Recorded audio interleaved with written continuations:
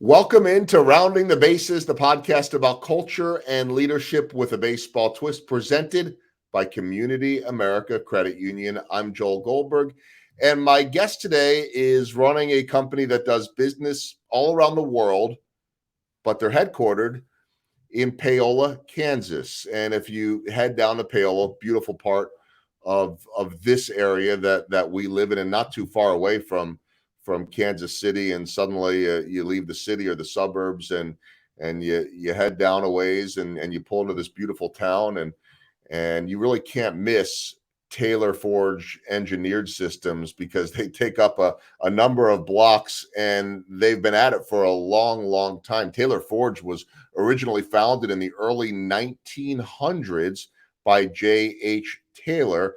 The main plant in Paola, built in the 1930s. And my guest will get more into the details of what they do, but I think about the gas and the oil industry, and there's so much there. I was lucky enough recently to take a tour, and I was just blown away by what I saw. My guest, Mike Kilkenny, has had a number of roles over the years at Taylor Forge, and like so many of us, he ended up in a place that maybe he didn't foresee being in long term, but everything really played out well. And this day, he is the president and CEO of Taylor Forge. I love a quote that I saw where he said, though he received an engineering degree, he never wanted to be a quote unquote real engineer, but now he is running a company that really does amazing things with a lot of history and process too. I'm not explaining it well enough, so I want to bring in right now Mike Kilkenny, because what I saw, you'll do a better job of translating to my audience, not to mention running a company in the middle of a pandemic and supply chain and dealing with all the issues of this world right now. Mike Kilkenny, thanks for joining Rounding the Bases. Great. Thanks, Joel. Good to be here. Thanks for inviting me. Well, it's good to have you. And I should say, you and I met a while back when I think I was asked to come in and speak to the Heartland Heroes peer group. And now this day and age, thanks to our friend Steve Johns, the man who runs that group, that I'm a proud member of the Heartland Heroes. I'm a Heartland hero, and guys like you are in there who I learn from all the time. And you know, I'm so fascinated by your business because, and I've told you this before, I don't know a thing about engineering. I couldn't do what you do. But then again, when you were going through school at that other Big Ten place, the University of Illinois, you know, being a Wisconsin guy, I got to poke you a little bit there. You didn't think that it would turn out this way either. And here you are running a company that takes you around the world into places like the Middle East. Are you amazed at where this has all gone? Yeah, absolutely amazed. I moved here 3 weeks after graduating college, thinking I'd be here for 9, maybe 12 months.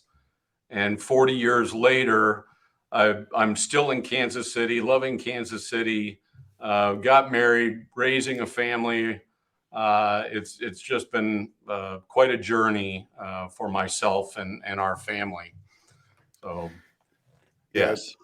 It's pretty cool stuff. And you've had so many roles over the years. You know, before we get into all of that, I should have you explain a bit of what you do, not you, but the company at Taylor Forge, because at any given moment, you could be working, your people could be working on projects for the Navy, or projects that are very much dictated by the world of oil and gas, could be in the Middle East or anywhere. Explain that, because to walk through your plant and to see everything that's going on there is truly breathtaking. Yeah, it is. Over the years, I've kind of defined us as a unique fabricating organization. We are predominantly oil and gas, with a heavy lean to the natural gas industry, but we do have some diversity. You mentioned the Navy. We build some specialized piping for the nuclear reactors for the submarines and aircraft carriers. We helped the space program get on its feet back in the 60s. And today, in the privatized space world, we're providing very high pressure vessels for Blue Origin, SpaceX, as well as NASA. So it's a diverse company with a heavy lean towards energy. And engineered is in our title.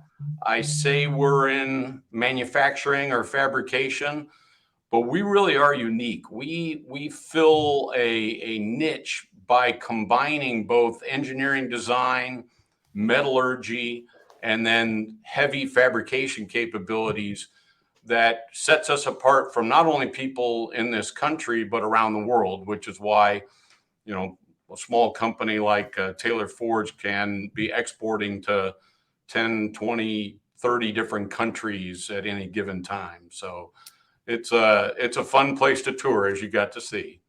Well, I think, beyond the sights and the feel of it, I'll get into that in a moment, because if you walk in at the right time, you will feel literally what is going on in there in terms of the heat. But I was fascinated by the fact that there are processes in place, tools that you have at Taylor Forge that enable you to do things that no one else around the world can do. And that doesn't mean that you don't have competition.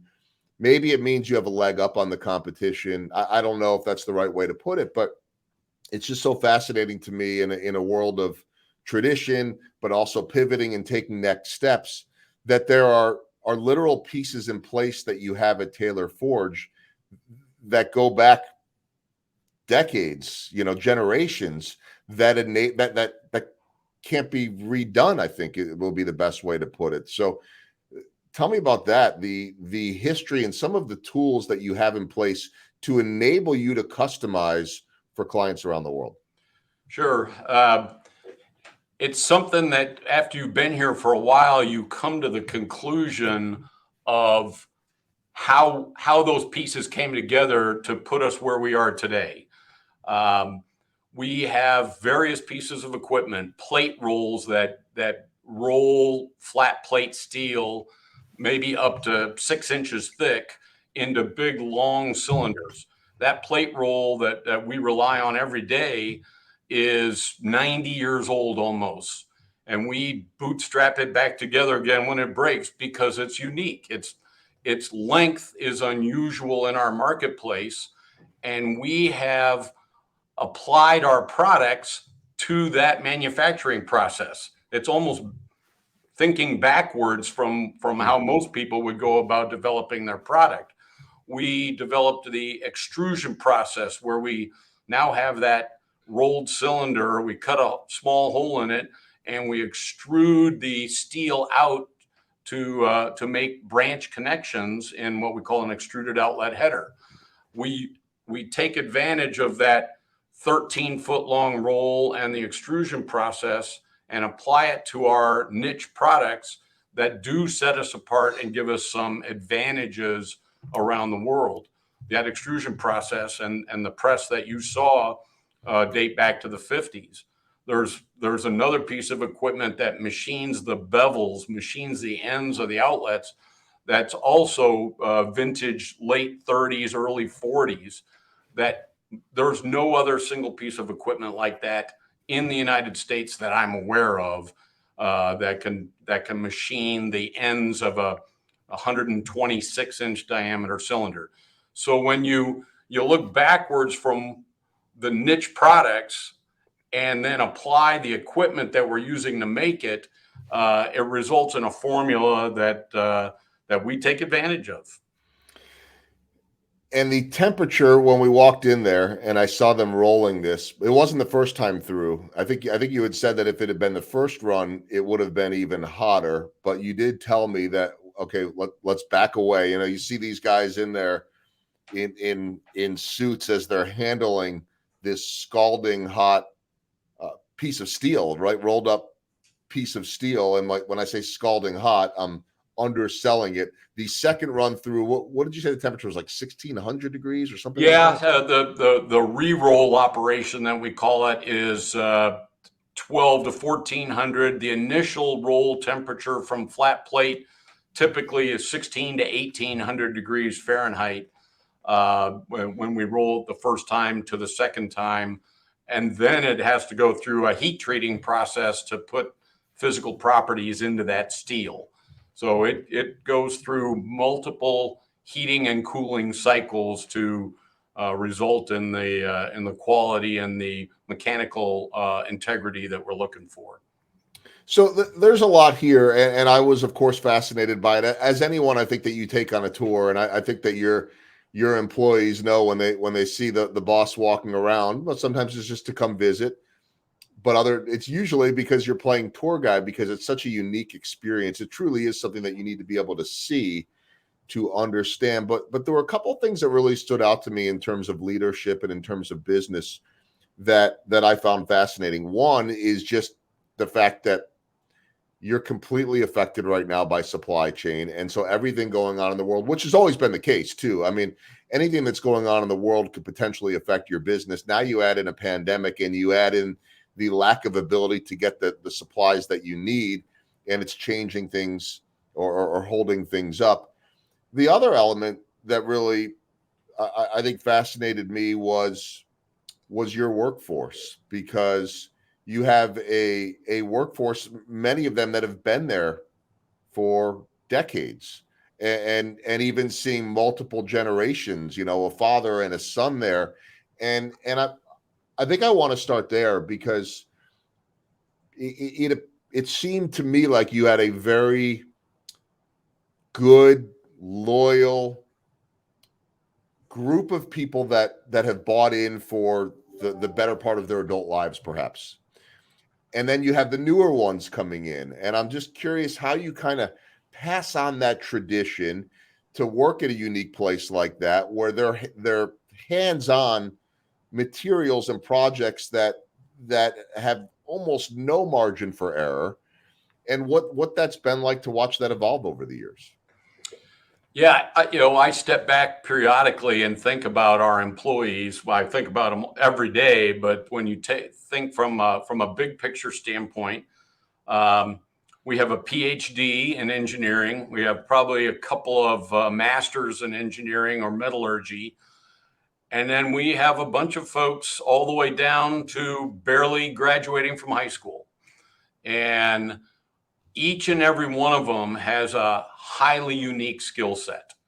And it's something that's learned. One of the things I like to say, whether you went to college, got your bachelor's or master's, or just got out of high school, what we learned was how to learn.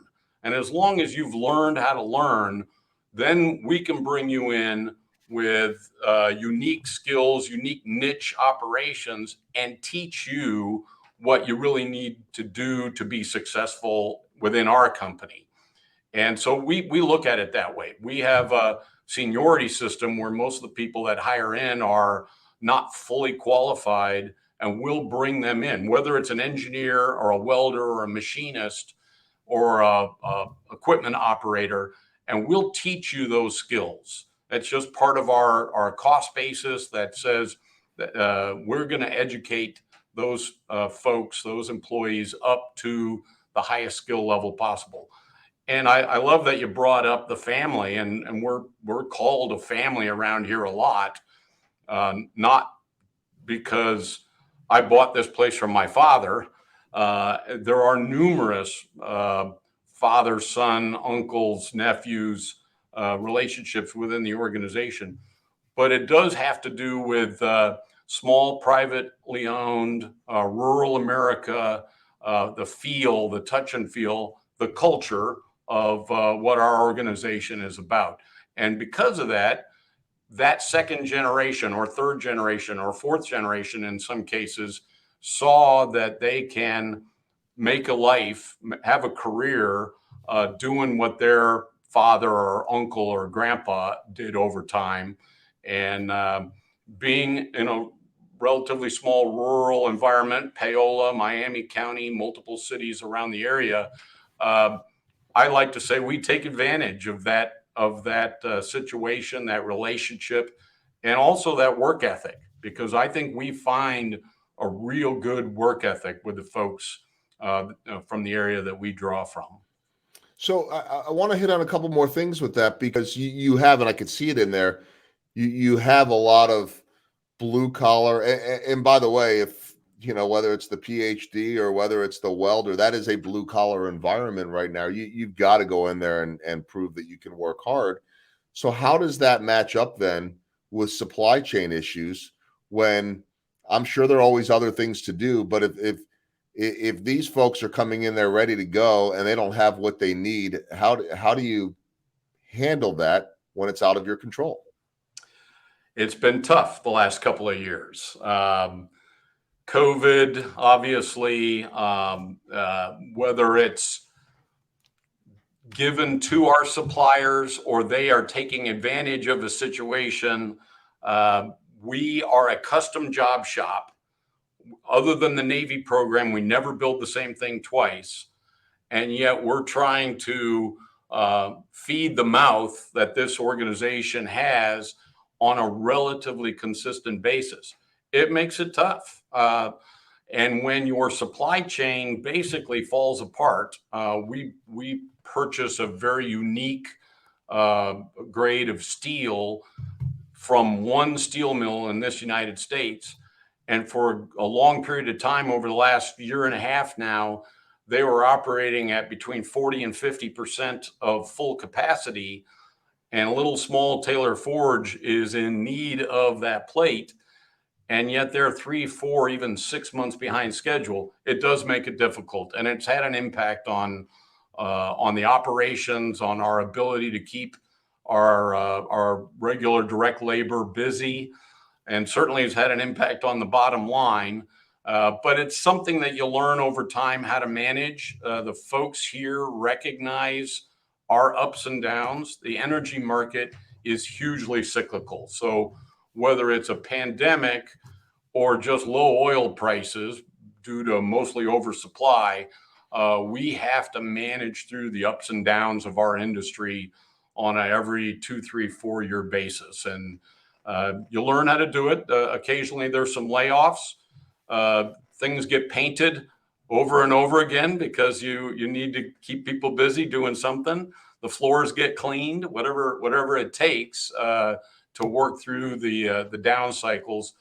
And then at the same time, when the material all shows up, it's time to get to work. Mm-hmm. And now we're looking at 50, 60-hour weeks for some of the folks in the shop. And for the most part, they're willing to step up and help in those areas. Did the cyclical nature of your business help when the pandemic hit? Meaning, you've never dealt with as a leader or as a father, as a husband, as a human being on this planet, like the rest of us. None of us had ever dealt with a pandemic before. Did the cyclical nature of your business help you put that in perspective? Was that something that clicked right away? It certainly did to me personally, and those are of us that are thankful and benefit from having maybe more job security than other positions within the company. And then our long-term hourly folks that have been riding the ups and downs with us over the years, they too understood what we were going through, whether it was a pandemic or some other economic cycle that we were going through.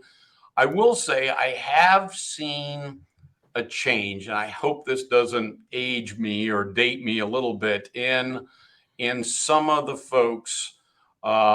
It used to be where we would have a layoff and our direct labor or indirect labor hourly folks had 10 head of cattle or had a little welding shop in their garage or ran a bar down the street. And if they were out of a job at Taylor Forge, they knew it was only going to be 2, 3, 4, maybe 6 months, and then we'd be back again. Today's world I found to be a little bit different. And the young man or young woman that's working for us, we are their bread and butter. We are their sole income. And they need us, or they need a job that they can have some confidence in.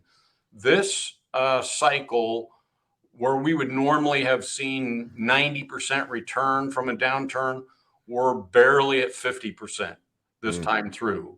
And you can talk politics, you can look at the generational changes, whatever it may be, the bottom line result to Taylor Forge has been we're scrambling to find good people right now. And I attribute that to a little bit of change in our generations today. Well, and as you and I and our Heartland Heroes peer group have discussed, this is not unique to Taylor Forge. This is not unique really to almost any industry at this point. So how do you deal with that? And is this just a phase, or is this the way it's going to be? I don't know if you know the answer, but I'll at least try to get an opinion on it.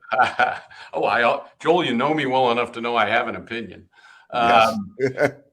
I believe right now we are on the backside of this monumental shift, maybe temporarily, of the pandemic and the effects, and it affected a lot of people differently. And so I don't judge just because of the decisions that are made as a result of the pandemic. I will say we have been able to hire some really good folks. We've done a really good job throughout our organization of, yeah, we didn't get 20, 30 people back from layoff. And yeah, I could still use another 20, but the 10 or 15 we have been successful in recruiting have been really good folks. And you take a temporary step backwards with hopefully the end result being two steps forward. So I'm not sure if it's a generational shift long term, but I know right now we are ultimately going to see some benefits as long as I can get those other 15 or 20 people through the door, because we're going to be busy for a while. The other question I had for you, and this is not a new development, it's one that's been building for years and certainly affects your company and your world, is automation. And especially at a place like yours, and I saw on the website, I'll let people know, and if you're watching on YouTube, the website is tfes.com, Taylor Forge Engineering Systems.com. And I was looking on the website, and there's the different sections about engineering and fabrication and project management. The one that stood out to me was quality assurance. This would probably make sense to a lot of people. And it says quality is a staple of Taylor Forge Engineering Systems. Our in-house testing ensures that our products, materials, and procedures are of the highest quality. And this isn't unique in your type of industry, but I was just blown away at not just the obvious attention to detail, but the parameters that are set up and the amount of testing that has to go on over and over and over again, to the point where you and I walked into one room and we had to wait on a second set of eyes just to oversee a test to report back to whoever it was. And this makes sense, right? I mean, the smallest mistake could lead to something catastrophic for some of the clients that you are serving. So how over the years has automation mixed with that very loyal workforce that you have? And they obviously all want to be valued as they are, but how do you balance that and find the right balance? Well, the goal is growth. And if a company's growing, that can integrate very well with automation and job security, in my mind. If we are investing in automation, and I have 150 people out in the shop right now, and I want to grow the company, yeah, I may not have to go to 200 people, but I give one, the 150 that are there, job security, and two, if we're growing at a fast enough clip, I may need to hire another 10, 15, 20 folks. So I think there's a good medium. And to be honest, that's the success of our country. Our country, from an industrial output standpoint, has flourished for decades and decades and even centuries by having productivity gains go along with skill sets. And investing in automation is a part of that, as well as finding training and utilizing the brain talent, the human talent that you can bring in. So I think they go hand in hand. And we work in what's called an old gray iron industry. that hasn't seen lots and lots of change and automation. But where we are presented with an opportunity, we like to investigate and research and develop and take advantage of those steps, those automation and development productivity steps that are presented to us. So I think they go hand in hand with each other. It's really, really interesting. All right, I want to hit the baseball themed questions. In terms of your career, what's the biggest home run that you've hit? Hopefully I can answer with two. I thought about this a little bit, and I've been very fortunate in my life. I was hired in here by my father 5 years out of school, thinking not sure where that would take from a career standpoint. And about 9-10 years into my career at Taylor Forge, my dad came to me and said he was going to sell the company. And this was news to me. And he had offers, and he was also considering an ESOP, an employee owned stock ownership program. And I said, wait a minute, Dad. And he had a partner at the time. I think I should be the one to buy this. And he said, well, you don't have any money, which he was right. But I took 3 or 4 months and went to banks, negotiated with him, my dad and his partner, and worked out an opportunity to buy a majority of this company. And that was probably the ultimate of grand slams. And I recognize how fortunate I was by being given that opportunity that not everybody gets. The second one I'll touch on briefly, and it also involves my dad, which I always love telling stories that involve my dad. He and I took a trip to the Middle East in the early 1990s, shortly after the first Persian Gulf War. And I had fielded a phone call from Houston for what if or maybe way out in the future opportunity in the country of Qatar in the Middle East. And when my dad and I set up this trip, I made an appointment with Mobil's vice president of operations in the region. And my dad and I went and had a call with this gentleman. And we're in Doha, Qatar. I remember it like it was yesterday. And here is a Texas cowboy. I mean, he's tall. He's got a 10-gallon hat, and he's got his cowboy boots in the middle of the Middle East. And he laid out for my dad and I a program of natural gas development in the Middle East. This is in 1992, I believe, that was spot on 30 years later. It has turned into be the greatest sales call that I or this company's ever had, as we've probably booked over $200 million worth of work, which equates to about 100 jobs on a consistent basis over the past 30 years. That wasn't a home run, Joel. That was a grand slam. Well, that's 2 grand slams right there. That's like a week for Salvador Perez or something like that, because those are 2 big ones. Obviously, changed the course of your life and I think probably many others as well. How about a swing and a miss and what you learned from it? Yeah, swing and a miss. I've had a bunch. I think any business owner can probably list more failures and misses than he can the home runs. Hopefully the home runs count for more than the swings and misses. That's right? It's one out. But I have seen a need for diversification at this company. Oil and gas has been great, but it's always under pressure, and it's not always in favor. And so we've looked for different directions to diversify. And probably 8-9 years ago now, I thought that moving into a complementary product, which is a shell and tube heat exchanger business, made the most sense for us. Shell and tube heat exchangers are used in a variety of different applications, not only in the oil and gas world, but in chemicals and power generation and industrial processes, even food and pharmaceutical.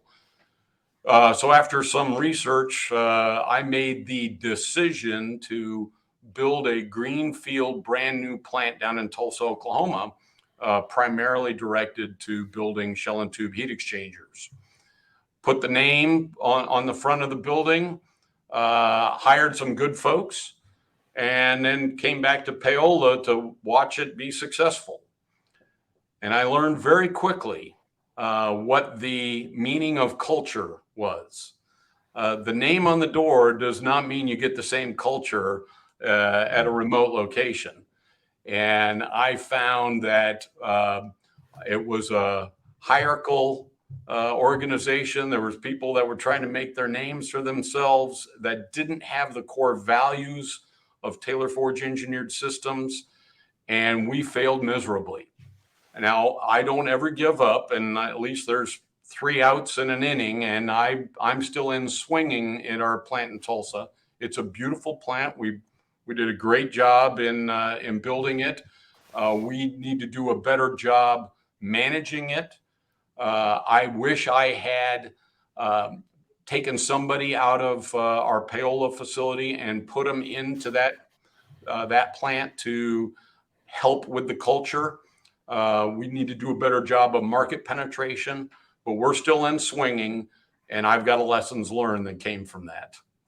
All right, so that'll lead me to my last baseball themed question, and it's along the lines of culture. And small ball is, of course, what I describe it as. What are the little things that add up to the big results in the Taylor Forge culture? What is small ball to you?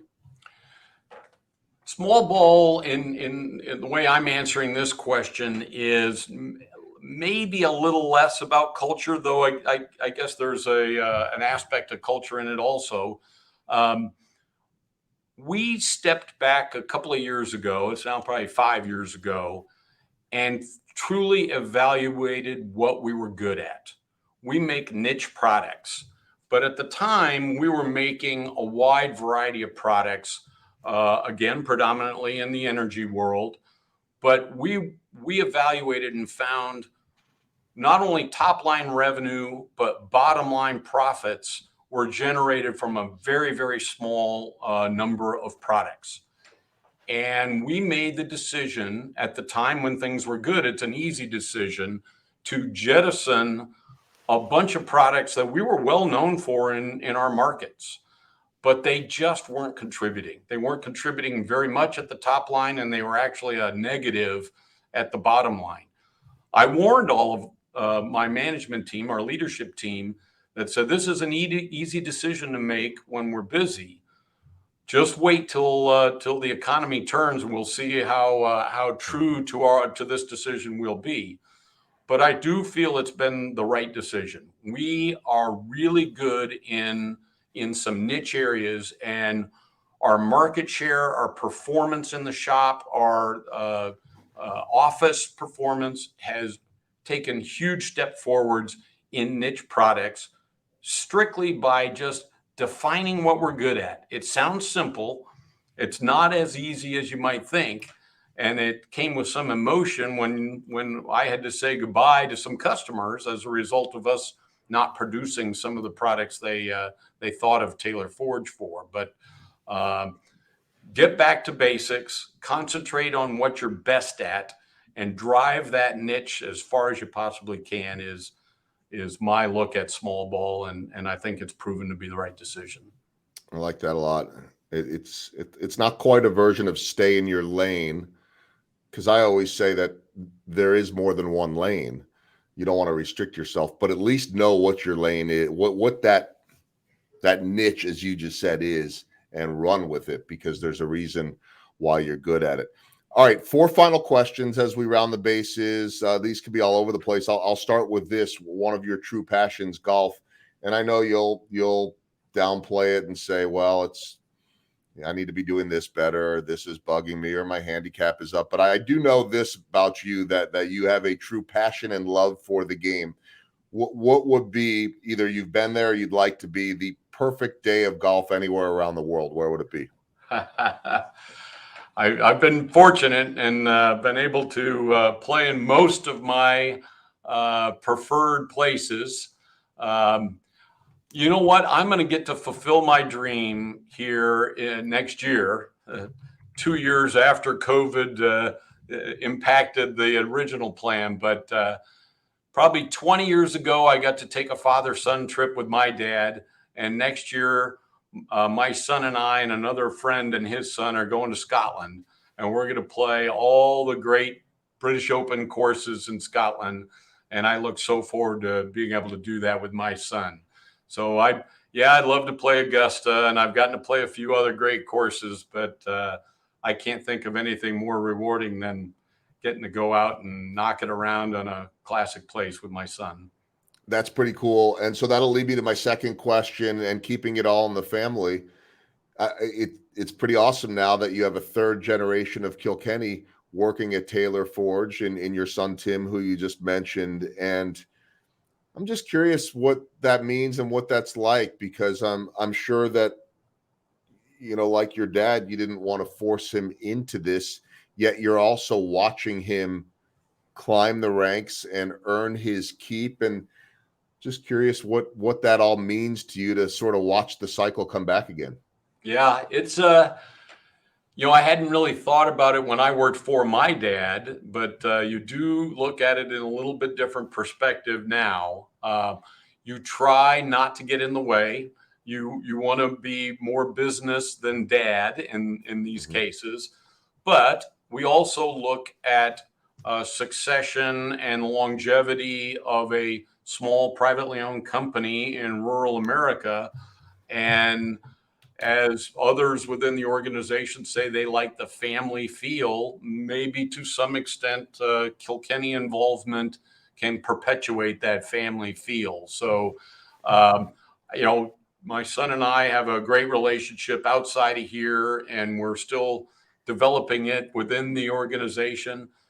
He's got a good head on his shoulders, great work ethic, and he's doing real well. I'm proud to be able to watch him grow within the organization, and we're moving him around a little bit to get him a variety of experiences. So it's been fun, and now I know a little bit of how my dad felt 35 years ago when he brought me into this. Yeah, he was thinking about it more than you were back then, just as you're thinking about it more, I think, than Tim is at this point, because that's just generational and part of being the dad, I think. All right, third question, as we round the bases. You talked about having been all over the world, and having spent just a little bit of time myself in Kuwait, going on a USO tour, which I've told you about, with the Royals a few years ago. And I've traveled other places around the world, been lucky enough to be in Europe and Africa. And what always strikes me, oh shoot, even if you go down somewhere like Mexico, everybody has different cultures. I think that, beyond the culture piece of what we talked about with small ball, but just geographic cultures, cultures in terms of countries, or even, within our own country here. I always feel like when you could understand someone else's culture, there's an empathy piece there of being able to walk in their shoes. You're doing business with people all around the world that may see things totally different than you, that may have different values than you. And I'm wondering what that has been like over the years to try to understand, say, someone's culture in the Middle East, which may be totally different than yours in Paola, Kansas, or in Kansas City, and having to understand how to make that work from a business standpoint. Yeah, that's a good point, and you're exactly right. And I'm good in some areas. I'm very weak in other areas of our business. But one thing I do feel I'm pretty decent at is reading that culture and learning relatively quickly on how to operate, and whether it's don't show the Middle East the bottom of your shoe, or a small bow in Far East Asia, or how to pour a beer for a gentleman you're having dinner with, which is a wonderful tradition in Korea. If you can pick up on some of those cultural habits that they probably don't even recognize, I think it helps you develop that connection. And if I can say, that's one of the things I think I'm fairly good at, is being able to understand how things are done. And there's parts of the world I understand how they're done, and I won't even go near that. And so those are the things you learn also, what not to do. But it takes just listening, mostly with your eyes, Mhm. how things operate. And I think it's important. I say this to our folks all the time. We engineer, we manufacture, but in reality, we're in the people business. Everybody's in the people business. Yeah. And that's an aspect of a successful career, successful organization is learning how to deal with people from different cultures. I couldn't agree with that more. And you can be the best at what you do and walk in there and offend someone in another country, and suddenly you're behind the eight ball, and now you're climbing uphill. It's self-induced. Well, I didn't mean to do that. No, you didn't, but that was the first impression. And so just being curious, and then yes, trusting your eyes. And I wrote a chapter in my book about that, reading the room, and that's in the simplest way, walking in. And you know this, Mike, there are those that read others well, and there are those that just aren't wired that way, and they've got to do more work to get to where they need to go. Last question, the walk off. You've been there for so many years with Taylor Forge, so many cool projects. Just the Navy aspect of it is incredible, and a lot of that, is pretty private too. It has to be classified. But then you add in, you mentioned, the Space Force, or Space, was it Space Force, NASA or NASA, SpaceX. all of Yep. that, SpaceX. What's the coolest? I know this is never a fair question, but what's the one where you look and you go, my goodness, we just did that? Yeah. When you make big, heavy stuff that goes into massive projects, you end up with a few of those on the list. But I will say, and it's something that your listeners can probably even see periodically, there are two launch pads at Kennedy Space Center in Florida, pad 39A and 39B, and they have seen launches from those pads for decades. They launched the Apollo rockets back in the 60s, and every single space shuttle was launched from one of those two launch pads. Hmm. Those pads are built on top of a man-made knoll, small hill. When they take the picture of the launch, that underneath that knoll, you will see several dozen vertical white pressure vessels. Taylor Forge, since the 60s and even now into the 2000s, made almost every single one of those vessels. Hmm. We make stuff nobody sees. I can talk about cool things and what's a slug catcher, and we roll heavy steel, and nobody ever sees it. When you launch a rocket to outer space and you step back and you can point and say, "Hey, we made that," that's pretty cool. And I grew up being an astronaut wannabe as a little kid. I get the biggest kick when I see a launch from one of those two pads at Kennedy Space Center. Yeah. Awesome stuff. And I think everybody gets a little bit of a feel when they see that. But I know that I've got a good buddy that's done a lot of my audio visual stuff, Alan Landever, and if there's something he knows better than audio visual, it's anything NASA related. And it's like, forget whatever game's on. If there's some kind of launch going, that's where it's at. Yep. And so to be able to look and say, hey, we did that, has to be really the ultimate in terms of purpose and morale and so much more. So Mike, this has been great. I want to let everybody know again, if you're curious, want to learn a little bit more about Taylor Forge Engineering Systems, you can go to tfes.com. It's truly a spectacular operation, and one that's been in the family now for quite a while, and still going strong. I've loved all of this, loved getting to know you over the last few years, and certainly much more to come. But I appreciate you spending time on Rounding the Bases. Great. Thank you, Joel. Thanks for having us. Thanks, Mike.